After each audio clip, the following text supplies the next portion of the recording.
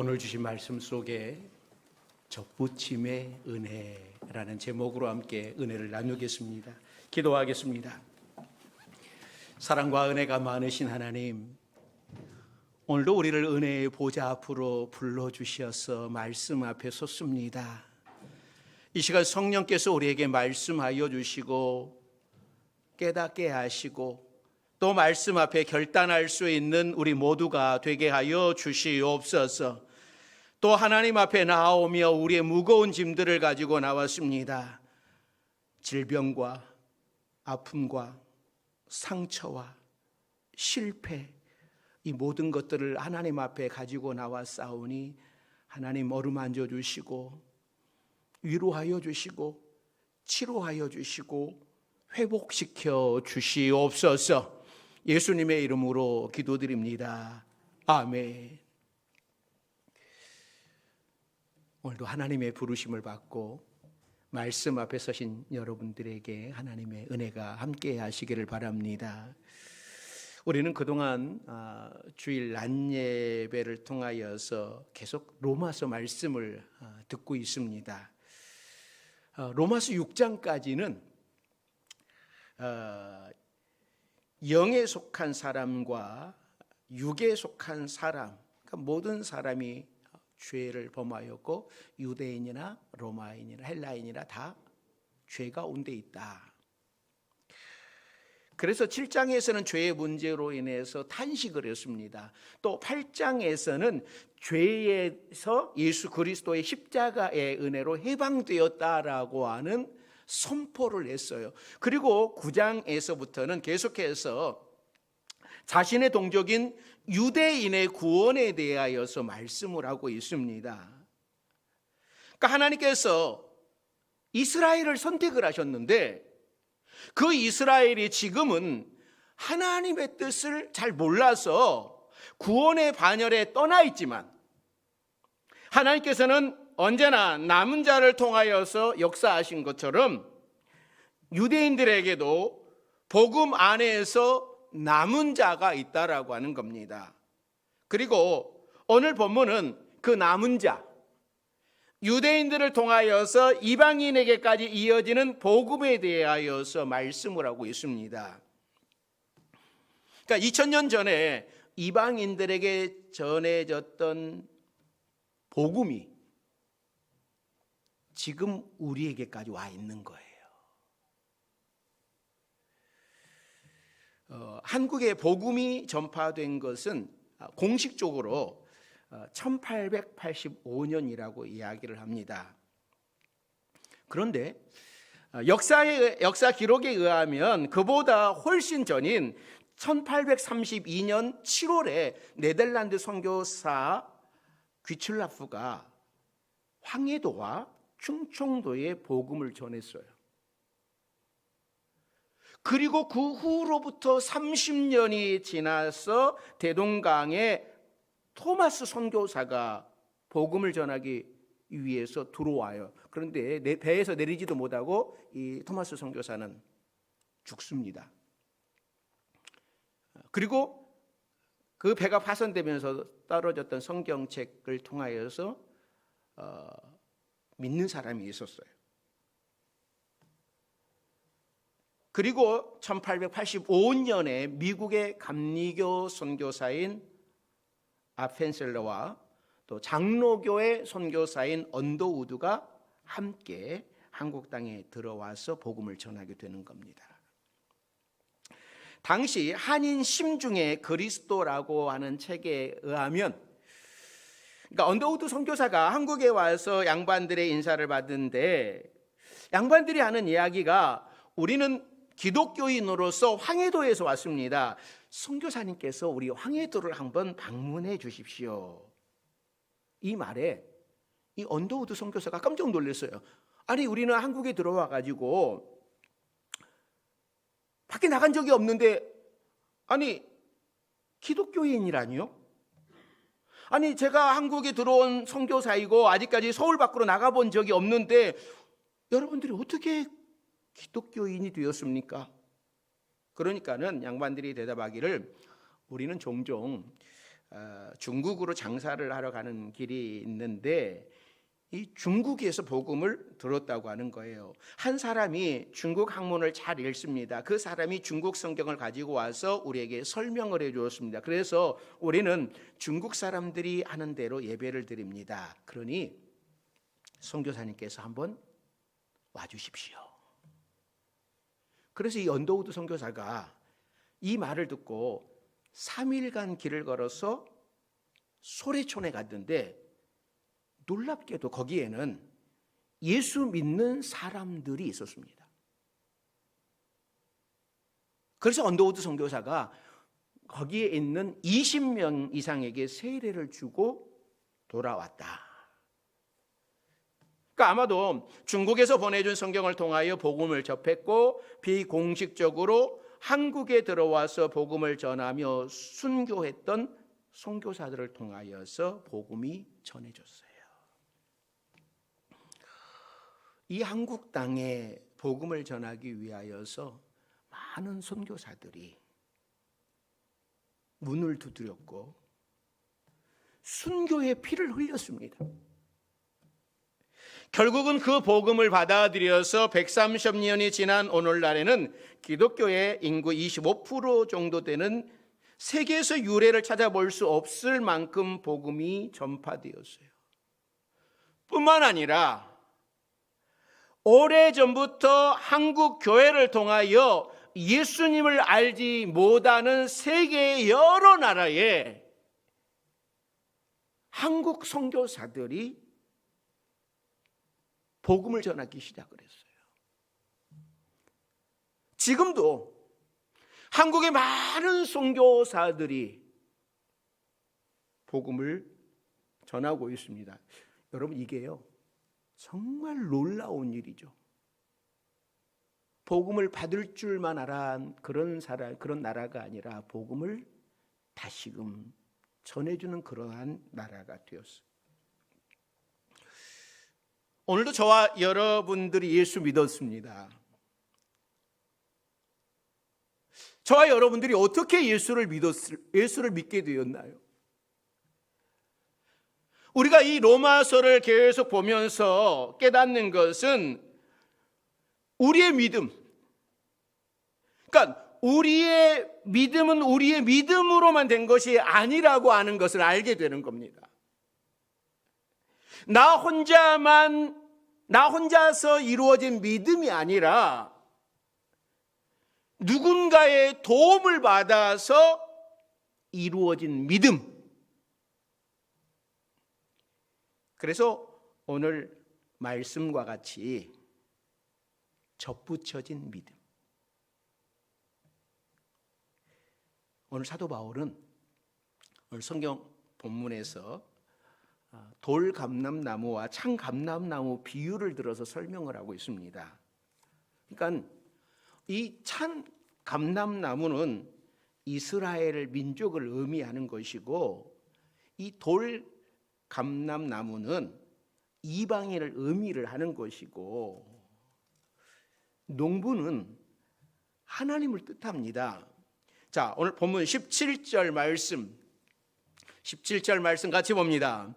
또한 가지 얼마가 꺾이었는데 돌감람나무인 네가 그들 중에 접붙임이 되어 참 감람나무 뿌리의 진액을 함께 받은 자가 되었은즉. 한 농부가 있습니다. 그러니까 이 농부가 자기 밭에다가 이 좋은 참 감람나무를 심고 거름을 잘 주고 가꾸었어요. 그런데 열매가 맺혀지지 않는 거예요. 그러니까 이 농부가 참 감람나무의 가지를 잘라내버리고 돌 감람나무를 접붙인 거예요. 여러분, 이게 무슨 말이겠습니까? 그러니까 참 감람나무인 이스라엘이 예수님을 믿지 않으니까는 하나님이 그 가지를 꺾어버리시고 그 자리에다가 돌 감람나무인 이방인을 접붙였다라는 말이에요. 그래서 돌 감람나무에서 열매를 맺게 하신다라는 말씀입니다. 여러분 혹시 나무를 키우시면서 혹시 접붙여 보셨습니까? 그러니까 우리가 알기로는 이 접붙인다라고 하는 것은 별로 품종이 안 좋은 나무에다가 좋은 품종을 붙이는 거예요. 제가 작년에 한번 이 접을 붙여봤어요. 개복숭아 나무에다가 자두를, 그리고 감나무를. 근데 감은 순이 안 올라왔는데요, 이 개복숭아에 흑자두를 접붙였더니 싹이 나와서 지금 가지가 나왔어요.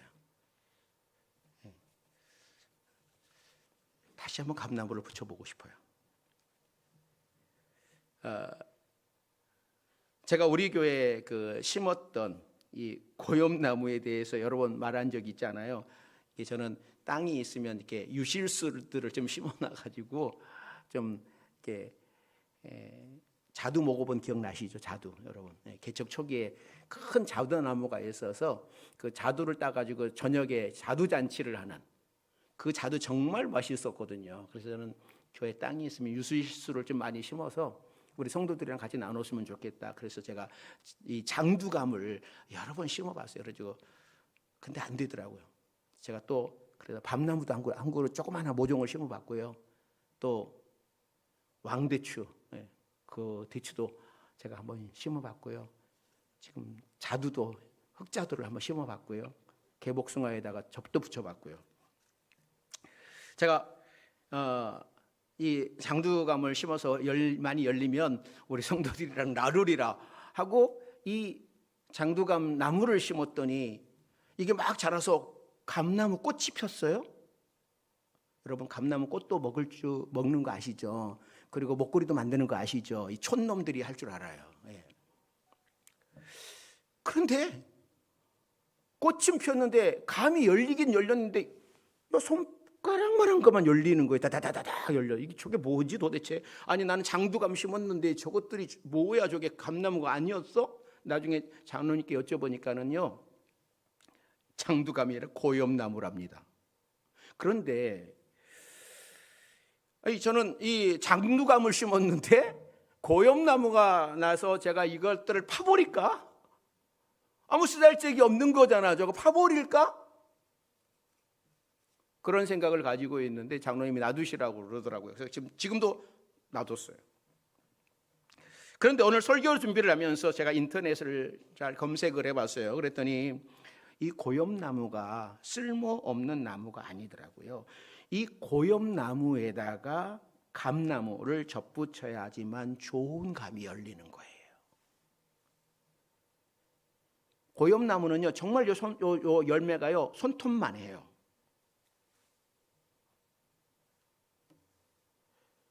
작아요. 그러니까 열매가 너무 작기 때문에 고염나무를 잘라내고 감나무를 가지를 꺾여다가 접붙이면 좋은 감이 열린다고 하는 겁니다. 고염나무에 감나무를 접붙이는 영상도 많이 나와 있어요. 그러니까 일반적으로는 이 접붙이는 농사법은 이렇게 고염나무에다가 장두감을 접붙이면 품질이 좋은 장두감이 열리는 거예요. 그러니까 고염나무에 감나무를 붙이는 것이고, 또 이 개복숭아에다가 이 큰 복숭아 있죠, 그거를 접붙이는 것이지, 참 복숭아에다가 참 감나무에다가 고염나무를 접붙이는 것이 아니란 말이죠. 그런데 오늘 사도 바울은 오늘 본문에서 반대로 이야기를 하고 있는 거예요. 원줄기인 참 감람나무에다가 돌 감람나무를 접붙인 거예요. 사도 바울이 뭘 모르고 이런 이야기를 하는 걸까? 아닙니다. 이 비유의 뜻은 돌 감람나무인 이방인이 참 감람나무와 같은 이스라엘 덕택에 구원을 얻을 수 있게 되었다라고 하는 말씀을 하고 있는 겁니다. 하나님은 이방 민족을 구원하기 위하여서 이스라엘을 선택을 하셨는데 이스라엘이 복음을 받아들이지 않으니까 이방인에게 복음이 옮겨가 버린 거예요. 그렇다고 하나님이 이스라엘을 손에서 완전히 떼신 것이 아닙니다. 이스라엘을 구원하시기 위하여 이방 민족을 사용하십니다. 그래서 결국은 이스라엘에게 구원을 베풀고자 하시는 거예요. 오늘 우리의 믿음과 구원의 뿌리는 이스라엘에게 있는 거예요. 저와 여러분들도.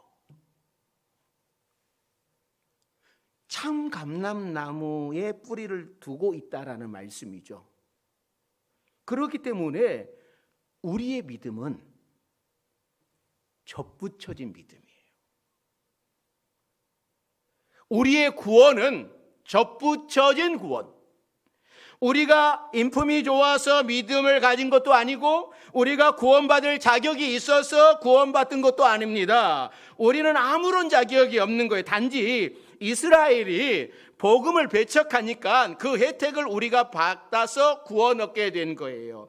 그래서 우리가 하나님의 자녀 노릇도 하고 구원받은 사람의 삶을 살아갈 수 있는 겁니다.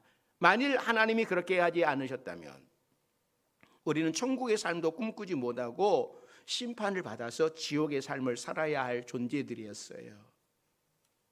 그래서 우리가 접붙여진 그러한 사람이라고 하는 거예요. 그래서 우리가 신앙생활을 어떻게 해야 될 것인가? 오늘 사도 바울은 우리가 이런 접붙임의 은혜를 받았기 때문에 우리가 돌 감람나무였던 우리가 참 감람나무에 돌 붙여진 그러한 존재이기에 우리는 겸손하게 믿음을 지키며 살아가야 된다라고 말씀을 해요. 자, 20절 말씀 같이 읽습니다. 옳도다. 그들은 믿지 아니함으로 꺾이고 너는 믿음으로 섰느니라. 높은 마음을 품지 말고 도리어 두려워하라. 자, 우리는 누군가에게 복음을 전해받은 사람들이에요. 그러므로 우리의 신앙의 뿌리를 기억을 하고 교만하지 말라라고 하는 겁니다. 지금 사도 바울의 편지를 받는 사람들이 로마인들인데, 로마에 있는 그리스도인들인데 유대인들을 무시하지 말고 겸손해라. 하나님이 원가지도 아끼지 아니하셨는데 너희가 겸손하지 않으면 너도 아끼지 아니하시리라 라고 말씀을 하는 거죠. 여러분, 우리도 마찬가지입니다. 나에게 복음을 전해준 사람, 교회, 함께 신앙을 키워가는 동역자들, 이들 앞에 내 머리를 들고 교만해서는 안 됩니다. 항상 겸손한 자세로 머리를 숙여야 돼요. 한 사람을 전도해서 그 사람이 예수 믿게 되고 은혜 받아서 성숙하게 되면 이 신앙이 역전되는 경우가 종종 있습니다.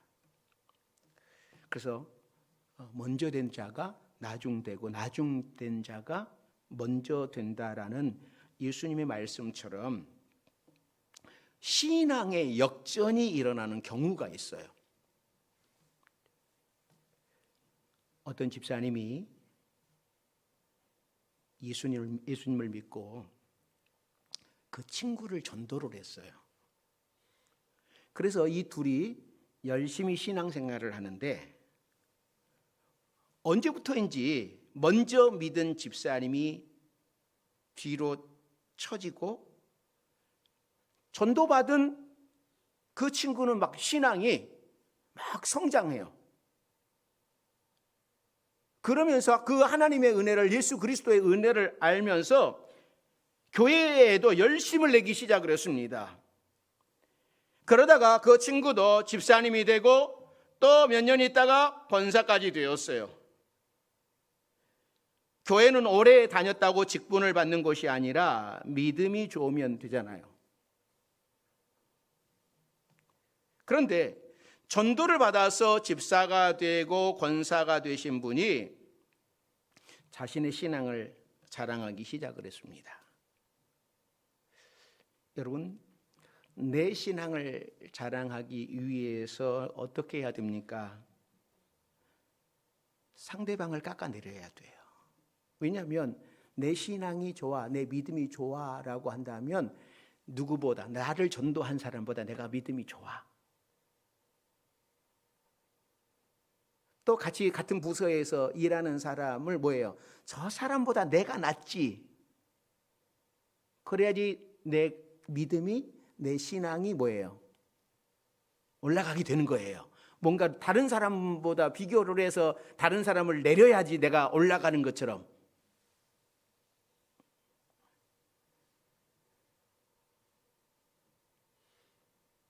그러니까 하나님은 이러지 말라라고 하는 거예요. 높은 마음을 품지 말라라고 하는 거예요. 저분이 나보다 신앙생활을 오래 했는데 내가 더 믿음이 더 좋아졌어. 저분 왜 이렇게 신앙생활 저렇게 하는지 모르겠어. 그런 말 하지 말라라는 거예요. 높은 마음을 품지 말라.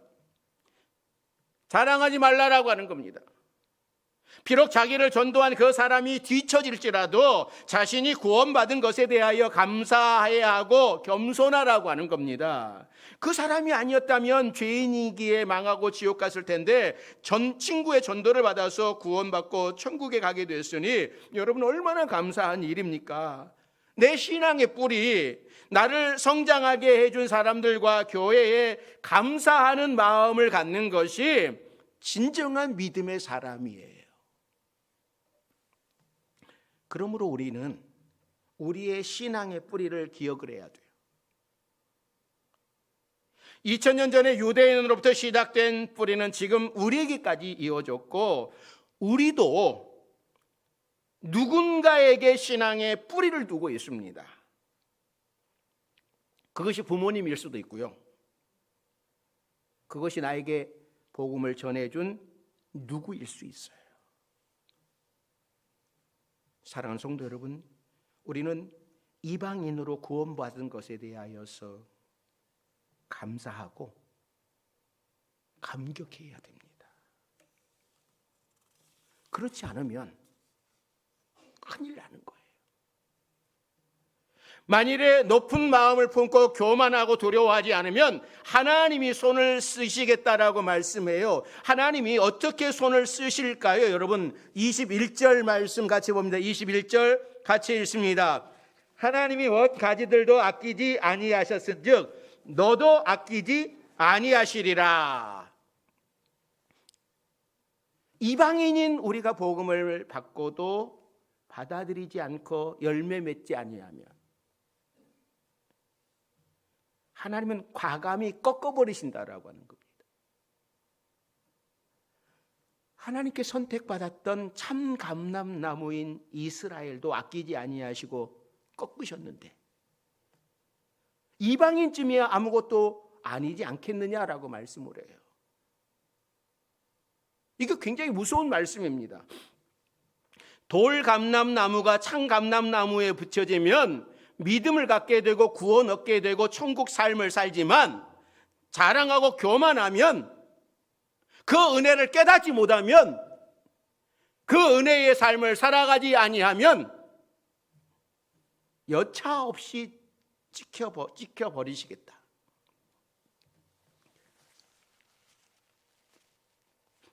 미국의 전 대통령 버럭 오바마가 쓴 이 자서전 내 아버지로부터의 꿈이라고 하는 이 책을 보면 이 오바마는 이 캔자스 출신의 백인 어머니와 케냐 출신 아버지 사이에서 태어납니다.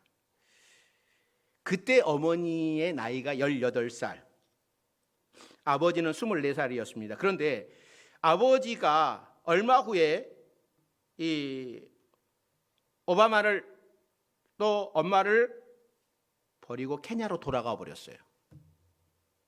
그러니까 알고 보니까는 이 아버지는 케냐에서 이미 결혼하여서 부인과 4명의 자녀를 두고 있었습니다.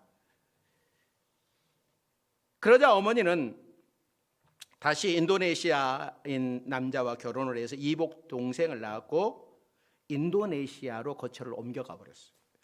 이 오바마도 그곳에서 인도네시아에서 어린 시절을 보냈습니다. 그리고 10대에 미국으로 다시 돌아온 이 오바마는요, 이 외할아버지와 외할머니와 함께 생활을 합니다.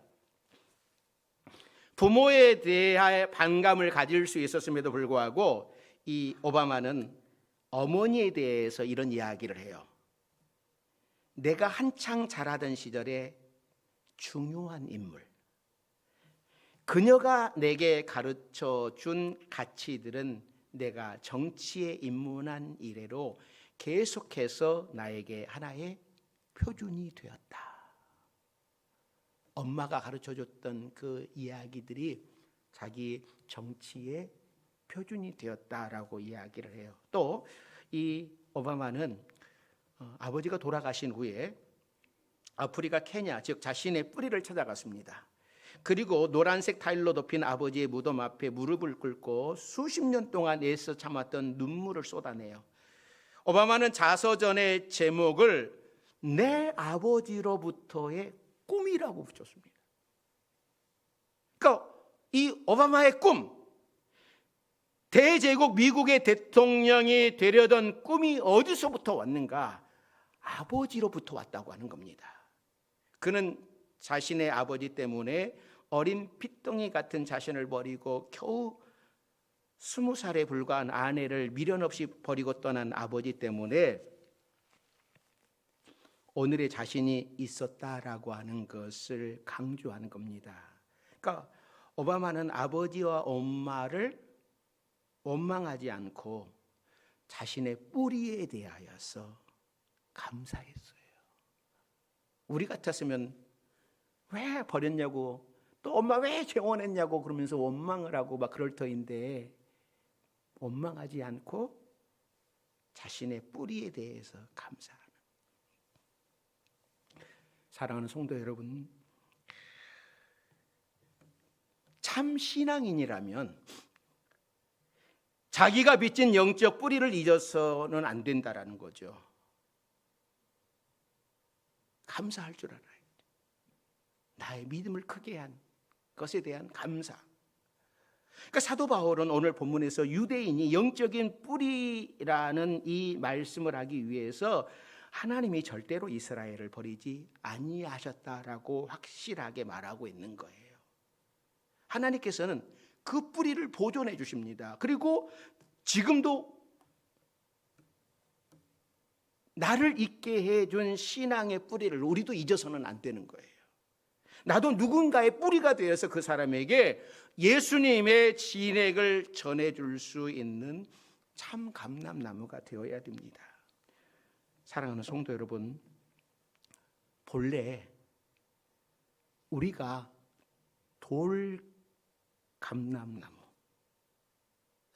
돌감람나무에 붙은 가지였음을 잊지 마시길 바랍니다.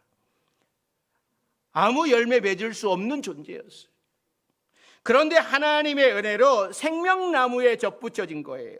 예수 그리스도의 은혜로 하나님의 자녀가 되었습니다. 하나님 나라의 백성으로 인정받게 되었어요. 그러기에 우리 스스로 자랑할 수 있는 것이 아무것도 없습니다. 저는 좀 이런 생각이 들 때가 있잖아요. 신앙생활하면서 자존심이라고 하는 것 있잖아요. 자존심. 굉장히 우리가 모든 사람이 자존심이 없는 사람이 어디에 있겠습니까? 그래서 부부간에도 40년, 50년 사셨어도요, 자존심, 이 자존심 건드면 안 되는 거예요. 그러면서 저는 어떤 생각이 들었냐면, 그래, 아니 29년 같이 살았던 아내에게 볼 것 안 볼 것 다 보고 보여줬고, 그런 아내에게 내가 자존심 내세워서 뭐 할까? 또 우리 주님 나 다 아는데, 나를 다 아시는데 내 모든 지저분한 모든 것들을 다 알고 계시는데 막 자존심 세워가지고 거룩한 척. 여러분, 그게 무슨 의미가 있겠어요? 그 순간은 그러죠. 맞아요. 그것도 없으면 좀 그러잖아요. 그 순간은 얼마나 기분 상하죠. 그런데 그것이 내 믿음이 빼앗길 정도로, 사단이 내 안에 들어와서 역사할 정도로 그러해야 되는 것인가? 그건 아니다. 기분 나쁠 수도 있고 상할 수도 있고 그렇지만 내 믿음의 타격을 받을 정도로, 영적인 걸 빼앗길 정도로 우리는 정말 그래야 되는가? 내가 거룩해지기 위해서, 성숙해지기 위해서 자존심이 있고 그런 자존심이 아니라 인간적인 자존심을 가지고 여러분 뭘 나타낼 수 있겠어요? 우리는 주님 앞에 자랑할 것이 아무것도 없어요. 겸손하게 하나님의 은혜에 감사하며 온전히 응답하는 삶을 살아야 되는 거예요. 붙여진 돌 감람나무가 여러분 겸손하게 잠잠히 감사하며 믿음을 지키며 살아가는 것이에요. 그렇지 않으면 이스라엘들도 찍혀 버려버리시는데, 가지를 잘라버리시는데 우리도 하나님 앞에서 그렇지 않으면 찍혀지고 버려질 것 아닙니까? 이 말씀은 우리 개개인 모두에게 주시는 말씀입니다. 예수 그리스도의 생명의 감람나무에 접붙여진 하나님의 은혜에 겸손함과 신실함과 충성됨으로 응답하는 여러분들이 되셔서 하나님 나라의 건강하고 튼튼한 가지로 영원히 남아서 열매를 맺으셔서 하나님을 기쁘시게 해드리는 여러분들이 되시기를 바랍니다. 참 감람나무에 접붙여졌으면 열매가 필요한 거예요. 사랑의 열매가 맺어져야 되는 것이고, 충성의 열매가 맺어져야 되는 것이고, 헌신의 열매가 맺어져야 되는 것이고, 주님을 위한 삶으로 살아가는 것이에요. 사랑하는 성도 여러분, 저와 여러분들은 접붙임의 은혜를 받았어요. 예수 그리스도의 십자가의 은혜로 접붙임의 은혜를 받았는데 이 은혜를 깨닫고 기억하고 한 주간도 살아갈 수 있는 우리 모두가 되시기를 주의 이름으로 축원합니다. 기도하겠습니다. 사랑과 은혜가 많으신 하나님, 우리에게 접붙임의 은혜를 주셨습니다. 돌 감람나무인 우리에게 참 감람나무에 젖을 붙여주셨고, 예수 그리스도에게 접붙여 주셨고, 생명나무에 접붙여 주셨습니다. 이것이 하나님의 은혜인 것을 기억하며 날마다 열매 맺으며 살아가는 우리 모두가 되게 하여 주시옵소서. 예수님의 이름으로 기도드립니다. 아멘.